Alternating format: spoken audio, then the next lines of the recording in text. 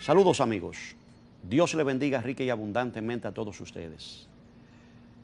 Hoy quise comenzar el programa así, sin comentarios.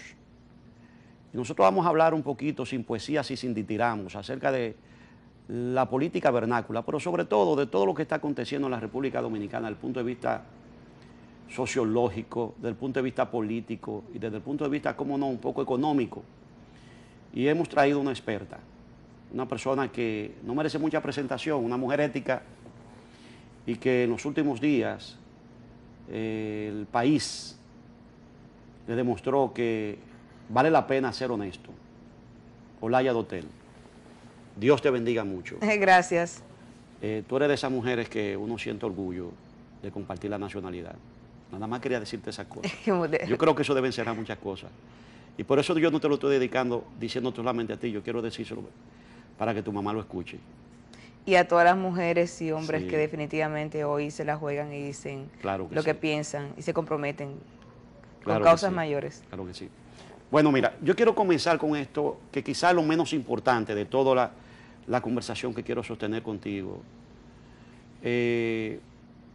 Lamentablemente, hay algunas prácticas que nosotros creíamos erradicadas y de repente sale una persona, funcionario del gobierno, porque nosotros le pagamos nuestro dinero. Quizás los embajadores, a lo mejor, esa persona no pensaba que los dominicanos le estamos pagando su dinero, nuestro dinero. Lo terrible de todo esto es que es un periodista y esa persona escribió un artículo, hablo de César Medina, donde te señala a ti como una especie de terrorista moderna. Inclusive menciona a Emilio Galván, entre otras personas que con cierto eufemismo él hace referencia. Ya todo el mundo sabe lo que aconteció. El Servicio de Inteligencia de la República Dominicana, que es el oído del presidente de la República y los ojos del presidente de la República, se prestó para no solamente espiar a una ciudadana honesta y decente, que no ha aparecido en los cárteles de droga, como en esta misma semana dice esa misma agencia que más de 20 personas fueron hechas presas precisamente por la inteligencia que ella había hecho. Y nosotros nos preguntábamos si tú estabas ahí, pero en la lista no te vimos. ¿Qué te parece toda esta asquerosidad? Mira, esto es parte de una lógica, más allá de los actores que en este momento están en el juego, en el escenario público, es una lógica que viene, que se ha mantenido históricamente en la República Dominicana. Primero, yo no soy la primera persona a la que le hacen eso. Por supuesto. N periodistas, N comunicadores y políticos se les ha violado su privacidad en flagrante violación de la Constitución y las leyes, sin que haya causa de delito, etcétera. Entonces es parte de una lógica autoritaria, con una matriz dictatorial que todavía viene desde la era de Trujillo, donde los servicios de seguridad no son para garantizar la seguridad de la sociedad dominicana y del país, sino al servicio de los intereses que en este momento controlan el poder político. Y de particulares, que es lo peor. Exactamente. Y haciendo negocios cada vez más con ese tipo de información. Entonces, lo interesante de lo que está pasando acá en este momento es una sociedad que se mueve en defensa de unos derechos que son fundamentales, que son los derechos a la privacidad y el derecho a la participación política. En una sociedad democrática no debería de causar resquemor, no debería de causar preocupación para ningún gobierno que la gente se esté organizando para protestar y para enfrentar en los espacios institucionales y en el espacio público sus intereses y lo que entiende tiene que defender. Eso es parte del juego democrático y no tendría que ser razón para que se te viole la privacidad. Entonces, me parece que es parte de esa lógica, esa instrumentalización de los servicios de seguridad al ser, en la lógica de esta lógica autoritaria, dictatorial, y al servicio de los intereses más espurios que puede tener en una sociedad. Los otros son puros instrumentos, es puramente instrumental. Cuando tú dices que utilizan los aparatos del Estado ese tipo de, en violación a la propia Constitución de la República, ese Claro. tipo de artimañas, y la utilizan para hacer negocio, ¿a qué tú te refieres específicamente? Pues me estoy refiriendo justamente a todas las veces en que actores de la escena pública, comunicadores, políticos, han sufrido esa situación, donde violando sus derechos, o sea, sin haber pasado por un proceso legal, claro, sin autorización como lo de un establece la juzgado, ley y la propia Constitución de la República. exactamente, violando todo eso, se te quita, se te viola tu derecho a la privacidad y se recoge información que se manipula, se tergiversa además, porque además de que te quita información de tu privacidad, te la tergiversa y hacen uso de ella, un uso espurio, en el sentido de que está al servicio de sus propios intereses, claro, y en un intento de amedrentar tus derechos de participación política, sencillamente. Entonces, yo no soy la única. Casos hemos tenido muchísimos. Entonces, a lo que yo me refiero cuando digo eso es justamente a cada caso en que se ha hecho uso de esa situación para violentar los derechos de las personas. Mira, normalmente eso no lo sabe, eso, como tú bien señalas, sucede en la República Dominicana, pero cuando tú lo sabes por un amigo, sí, que te dice lo que está sucediendo, no lo sabe por la prensa. Yo creo que es la primera vez que yo recuerde que un periodista y funcionario del gobierno toma la decisión de decirlo públicamente, claro, y decirlo con ese desenfado. ¿Qué subyace detrás de esto? Porque esto tiene que tener una lectura. Yo he tratado de buscarle la lectura a esto. O sea, ok, mira, te estoy dando esta información. Yo, DNI, te estoy dando esta información a ti, funcionario del gobierno. Tú la tienes que manejar con discreción. No te doy los documentos, simplemente te estoy diciendo, mira, ahí está lo cual cosa.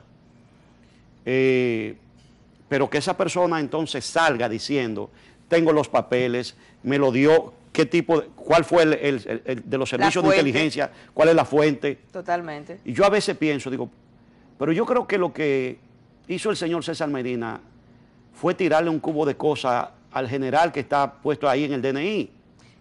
Pienso yo por una parte, y por otra parte digo, quizá el poder unubila las mentes de la gente a veces que lo tiene.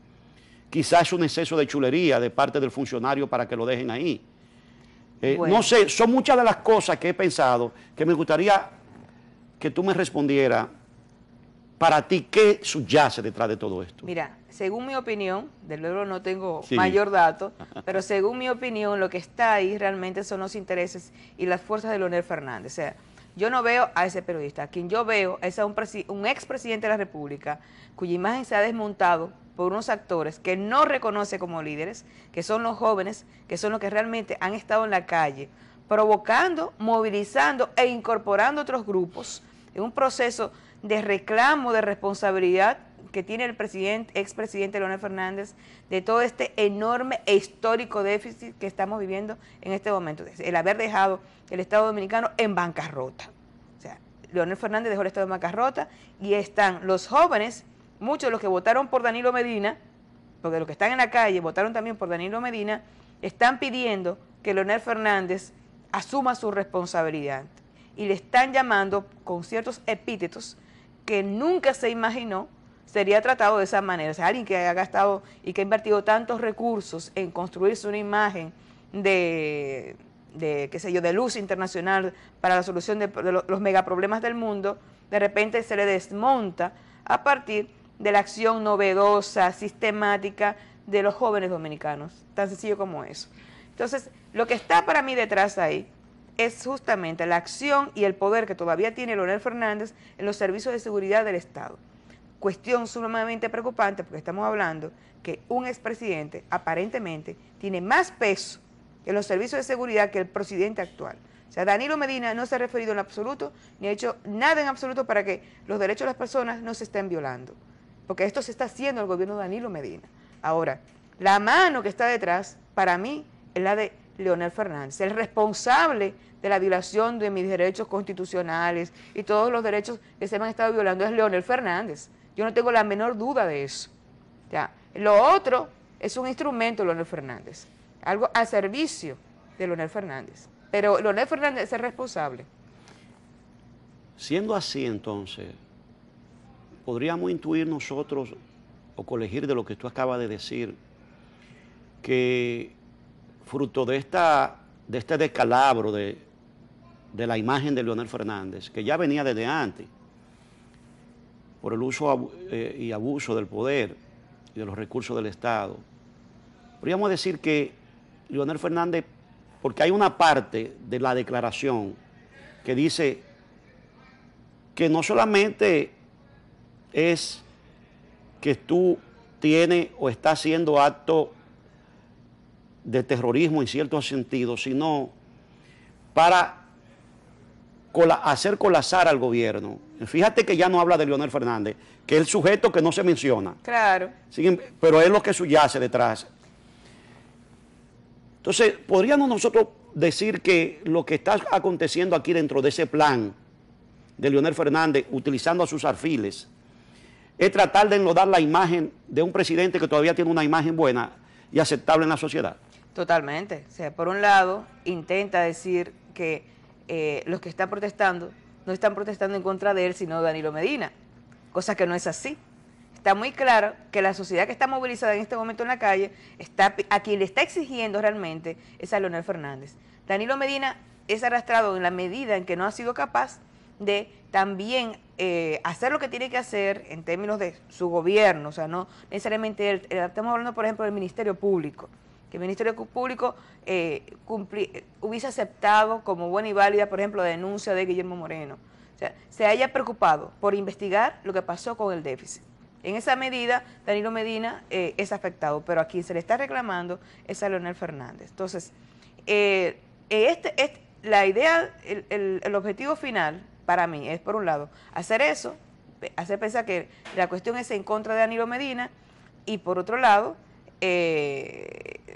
bueno, pues fundamentalmente eso, o sea, nosotros, y hacernos quedar como si fuéramos unos terroristas, cuando lo que estamos haciendo es justamente ejerciendo unos derechos políticos, unos derechos fundamentales que le ha costado tanta sangre y tanta energía a este país. Y quizás también, agregándole un poco a eso, es una especie de abrirlo un poco para que salga toda esa presión social que la República Dominicana tiene con un grupo de personas que no andan buscando espacio político, sino simplemente que se haga justicia en la República Dominicana.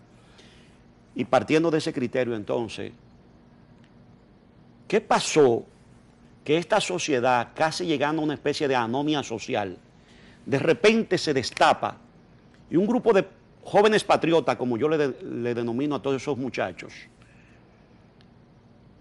contagian a gente como nosotros, común y corriente, hasta para que vayamos a una concentración o a una marcha o a algún acto de esto que han estado realizando, y poder ver y contactar lo que realmente está haciendo, además el deseo que uno tiene de que se haga justicia.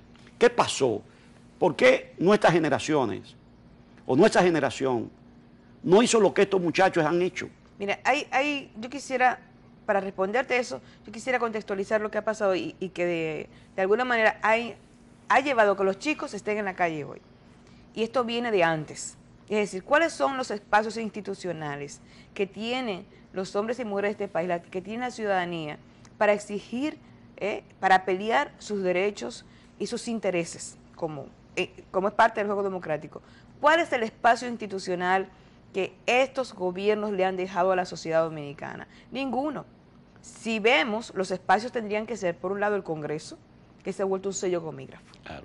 Por otro lado, tenemos las altas cortes o el sistema judicial, que está totalmente cooptado por los intereses de Leonel Fernández.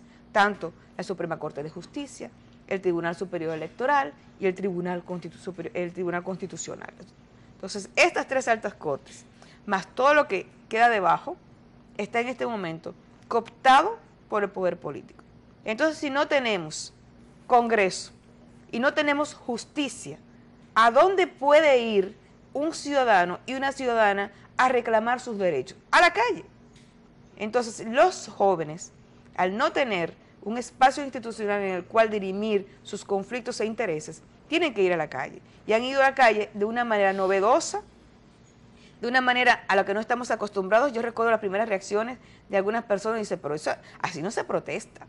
Así es, pero en mis tiempos no se hacía así. Pero resulta que esa manera de protestar ha estado generando, como tú muy bien señalas, ese contagio, ese involucramiento de otras edades, y de otros grupos sociales en este proceso de reclamo. Entonces, ¿quiénes son los que están reclamando? Están reclamando, no son los sectores populares, son una clase media que sabe muy bien cuál va a ser el efecto que va a tener esta reforma tributaria en la calidad de vida de la clase media, que ya venía en franco deterioro. Los estudios que han salido sobre de cómo financia su vida la clase media en los últimos años están muy claros en el sentido de que nos señala que la clase media vive a partir del financiamiento. Paga los colegios de los muchachos a partir de tarjeta de crédito, préstamos personales. Es decir, es una vida que ya no es sostenible. No es sostenible la vida de la clase media. Y lo que viene este año, 2013, es extremadamente doloroso. Estamos hablando de que se va a elevar los impuestos directos, como son el ITEVIS, el impuesto sobre la renta. Se va a ampliar la base del ITEVIS y con ello se va a elevar todos los servicios públicos, todos los servicios a los que la clase media tenía acceso y que de alguna manera la diferenciaba de los sectores populares. Va a ser muy difícil para la clase media tener la vida de ocio, diversión, y ya no digamos cubrir necesidades básicas como servicios de, qué sé yo, telecomunicaciones, pago colegio de los chicos, combustible, transporte, etcétera. O sea, la vida se va a encarecer de manera tal, y sobre todo frente a la odiosa realidad de que quienes se robaron y quienes son los responsables de su empobrecimiento están yendo a los mejores restaurantes y teniendo las mejores vidas, mientras ellos están cada día más pobres. Eso a la clase media le duele.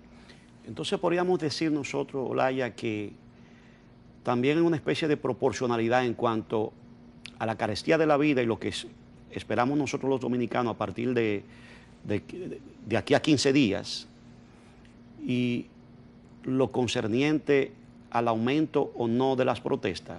O sea, ¿esto terminó aquí en diciembre o nosotros también vamos a ver proporcionalmente un incremento de las protestas que pudiera dar al traste con una situación realmente enojosa en la República Dominicana? Mira, lo que ha habido hasta ahora para mí ha sido un síntoma de un pique, como decimos, dicen en el Cibao. La gente cogió pique, se enojó, se quilló ante la realidad de que, óyeme, tenemos un déficit monstruoso y no van a hacer nada. No hay ningún culpable. No se va a investigar a nadie. Esto lo voy a pagar yo. Entonces lo que ha habido es indignación. Ahora, esa indignación que ha tocado fundamentalmente la clase media, ahora va a tocar los sectores populares. Porque a partir de enero se amplía la base del ITEVIS y toca las grasas comestibles, los azúcares, el chocolate y el café, productos que representan el 20% de la carga calórica que consumen los sectores populares. Van a subir los pasajes y, en fin, va a subir absolutamente todo. Entonces, los sectores populares, a partir de enero, con la resaca de Navidad, van a comenzar a sufrir la dolorosa situación de tener menos para comer. Esta semana fue publicado un estudio, el Barómetro Empresarial, y lo que dicen los empresarios con respecto al año próximo es que vamos a tener más desempleo, pero no porque tengamos más población económicamente activa que no encuentra trabajo, sino porque la que ya está trabajando, buena parte va a dejar de trabajar, quedará sin empleo. También plantea que prácticamente no va a haber alza salarial, sino todo lo contrario, que el salario va a disminuir. Entonces tenemos el encarecimiento del costo de la vida y además el aumento del desempleo. ¿Qué es lo que podemos esperar para el año que viene? Una crisis. Vamos a esperar una gobernabilidad sumamente difícil. A eso hay que agregarle que el primer ejercicio de diálogo que tuvo este gobierno se frustró, porque a ese escenario institucional que te planteaba, de que no tenemos Congreso donde discutir, porque tenemos un Congreso que es un sello gomígrafo al servicio del poder que está en este momento. Y cuando yo hablo del poder, estoy hablando ni siquiera de Leonel Fernández ni de Danilo Medina, estoy hablando del comité político del PLD, fundamentalmente. O sea, tú entiendes que el comité político del PLD o la OTAN, como ellos le denominan, que ya un el Sanedrín, como dice un amigo mío. El Sanedrín, es el que está trazando la política al presidente de la República? Yo creo que ese es el muro de contención de las políticas de Danilo Medina. Porque yo creo que él quisiera hacer más, pero tiene como muro de contención ni siquiera a Leonel Fernández. Porque quien le impide realmente de actuar en contra de Leonel Fernández es justamente esa lógica, tipología con que se maneja el comité político del PLD, donde el actuar en contra de uno es actuar en contra de todos. Y actúan como un cuerpo. Entonces, es muy difícil pensar que quitando a Leonel Fernández se va a desmontar esa lógica de poder, porque esa lógica de poder es cómo funciona el comité político y es quien realmente gobierna al final del día. Partiendo de ese criterio, entonces, los dominicanos, ¿qué podríamos esperar? De acuerdo al análisis que tú acabas de hacer, tétrico, por supuesto, porque la verdad es que uno esperaba un poquito algo mejor, o algo mejor. Sin embargo, tú has hecho un análisis que va a poner a mucha gente a pensar. Y yo quiero volver a insistir con la pregunta: ¿qué va a pasar en la República Dominicana desde el punto de vista de esa desconformidad a la que tú mencionas con respecto a lo que estamos viendo? Ya pasamos el pique, ahora viene la realidad. Y dentro de esa realidad, ¿cómo vamos a caminar nosotros, sobre todo clase media, y esos muchachos que andan en la protesta? ¿Qué tú entiendes que va a suceder desde el punto de vista de la reacción de la población? Mira, aquí hay unos retos interesantes, y es pasar de la acción social, el fruto de la indignación, a una acción política para generar cambios. Ok. Entonces sería el paso que habría que dar. En ese sentido... ¿Cómo se da ese paso? En ese sentido, esta experiencia de este año nos termina con una cuestión interesante en las manos, que fue la experiencia de haber logrado por primera vez en muchos años acciones coordinadas entre movimientos sociales y partidos políticos.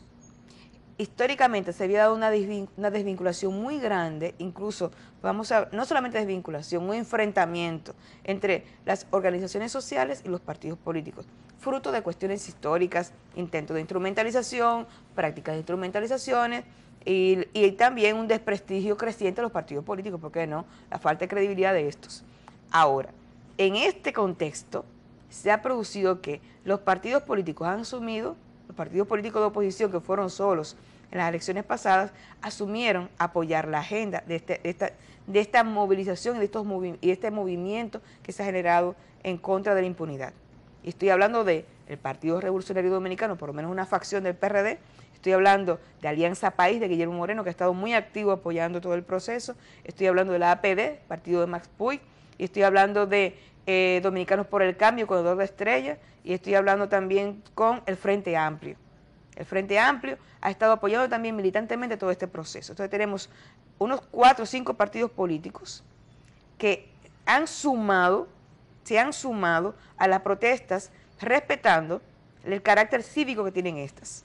Entonces, ¿qué hay acá? Por un lado, los movimientos sociales tienen la particularidad y la potencia de nutrir la agenda política a los partidos políticos. De nutre la agenda, el qué hacer, dirección. Por otro lado, los partidos políticos le aportan al movimiento social ese instrumental político para generar cambios en materia de políticas públicas, porque son los que están en el Congreso, son los que van a gobernar, son los que pueden hacer presión en los ayuntamientos. Entonces, se necesitan ambos. Y en este momento hubo un acercamiento entre partidos políticos y organizaciones sociales. Y eso es un punto interesante para comenzar el año 2013. Según el olfato político tuyo, como politicóloga y como ciudadana dominicana, que tuviste la oportunidad de ir a una universidad y formarte,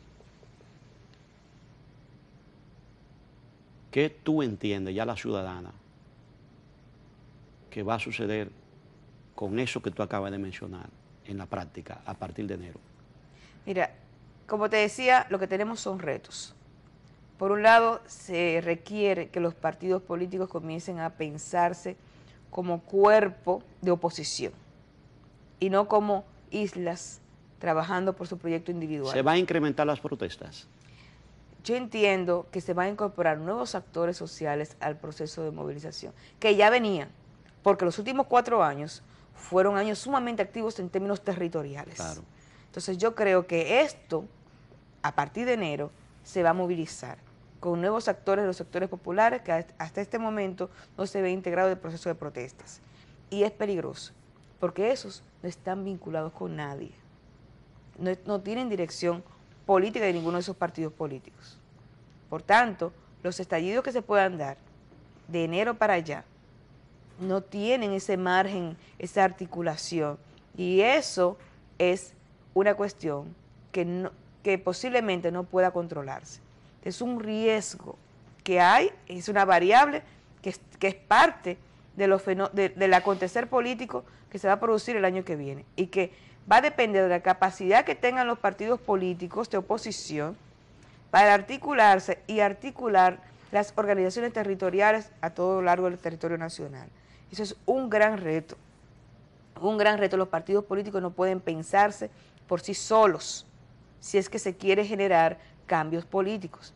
Tienen que asumir una agenda que también posibilite no solamente medidas cosméticas, sino cambios en la institucionalidad que permita la participación política con un mayor nivel de equidad, porque además todo lo que se haga de aquí en adelante es pensando ya en el 2016, e ir a elecciones del 2016 con esta Junta Central Electoral, con este Tribunal Electoral y con esta práctica legitimada por parte de las propias autoridades, no de la población, sino por parte de las autoridades instaladas en el poder, de uso de los recursos del Estado en campaña, para mí no tiene sentido.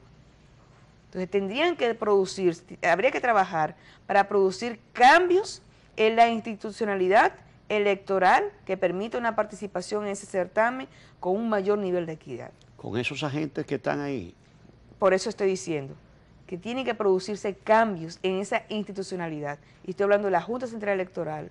No podemos ir a elecciones con esa Junta Central Electoral. Ya. No podemos ir a elecciones con ese Tribunal Superior Electoral. Sería un suicidio. Y no podemos ir sin una nueva ley de partidos y sin una ley electoral. Lo he dicho desde antes de las elecciones. Vengo repitiendo exactamente estas palabras que tú has dicho. Y qué bueno que lo diga una persona con el carácter y la responsabilidad que tú tienes. Y ahí entran definitivamente los partidos políticos. El grave problema es que el partido más grande de la República Dominicana, que es el Partido Revolucionario Dominicano, el que más incidencia tiene, sobre todo en esos sectores populares, está virtualmente dividido y parece que no se han dado cuenta que hasta el escenario político que le favorece a ambos bandos lo están perdiendo. Yo quiero que analicemos esa parte del Partido Revolucionario Dominicano, pero después de la pausa. No le cambie, amigos.